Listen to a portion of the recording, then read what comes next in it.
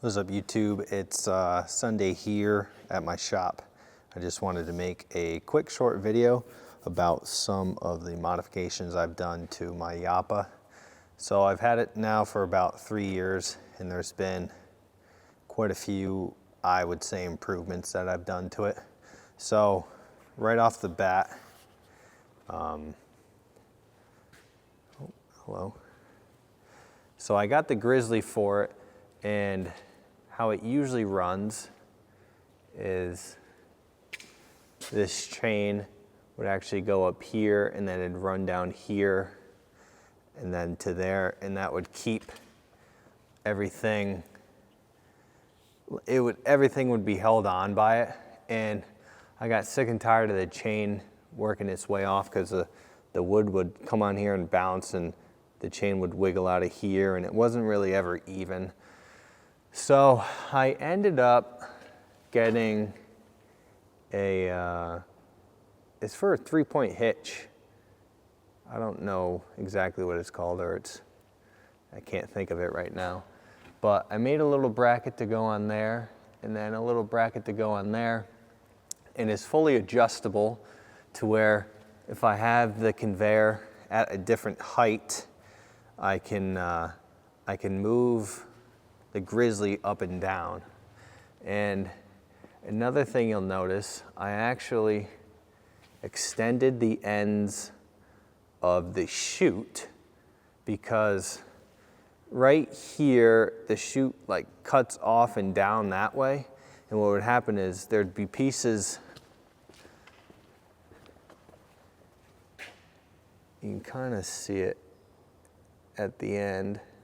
So I used carriage bolts, but the end of the conveyor kind of cuts off, so stuff would come to the top of the conveyor and it would just fall right off, wouldn't even hit the top of the Grizzly. So I would have a huge mess here on the bottom after every single basket that I would have to split.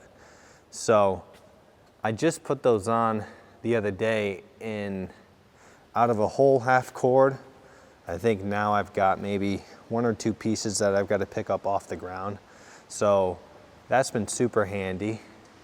And I started using IVC totes for the chaff, and then I'll shovel out from underneath the conveyor and the processor and throw everything in there. And now with the addition of the fork rotator, I can just tip those right upside down and empty them real quick. So because my machine doesn't move, I added these wooden legs to it for the conveyor, because if you like to split small, I'm constantly picking pieces out of here. So, and I'm rather tall, I'm 6'1", so I took the cabling off, and I just bolted some wooden 1x4s, and it holds that up pretty good. And now the cable's not in my way when I'm re-splitting, so I'll take a piece out of here and throw it back, and I don't have to worry about the cable in my face anymore. Now next up, we have this light, and in the building, it might look bright in here, but it's actually pretty dim. And so inside of here, I can actually show you. I shut it off. So I usually stand right here, and it gets pretty dim. It gets pretty dark in there, especially, and it's pretty bright out right now, but when it gets darker, it gets pretty dark in here. So I like to keep this light on, and it helps. And with it propped up like that, you don't blind yourself to it. Another thing that I've done is on the new processors, they actually come with this chain system for the length stop. And I used to get pieces jammed.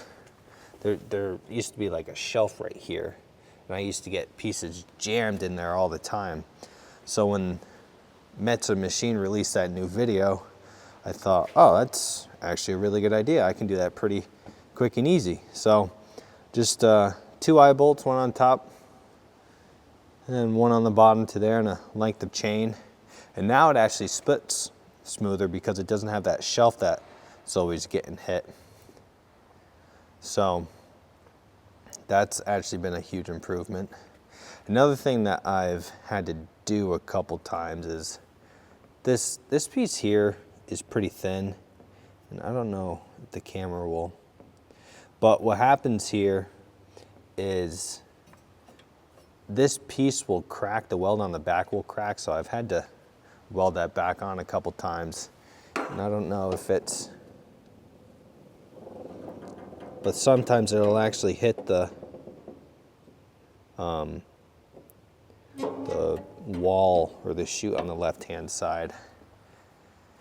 So that's, oh, and then on the table, so I split a lot of short pieces, so the width in between here is about 36 inches. So I can run a 4-foot length piece through here, no problem, which is a lot of the wood that I deal with because I get a lot of the stuff from tree companies. So I just added a piece of plate steel, bolted it right to these square tubings. And I used to drop, when a 4-foot piece would roll down, I used to drop a lot off of here and I'd have to pick it up all the time. But I added that pretty soon after I bought the machine, and I have not had a small piece. I mean, pieces fall off of here, but not like what they were doing. The sawdust extraction still going strong. I wait until that gets built up real good, and then I bring all the sawdust to my friend Tristan, who's got a little farm and he uses it for bedding. But that's pretty much it. That's all the stuff that I've kind of done to it that I've noticed could use improvements. I think, let's look at how many hours I have on this now. Got 620 hours on it. That's it for this video. And if you guys want to see more of kind of my operation here, I'll try and post some more videos pretty recently, but I get pretty busy. So it's only really when I have time I do this stuff. But I'll see you on the next one.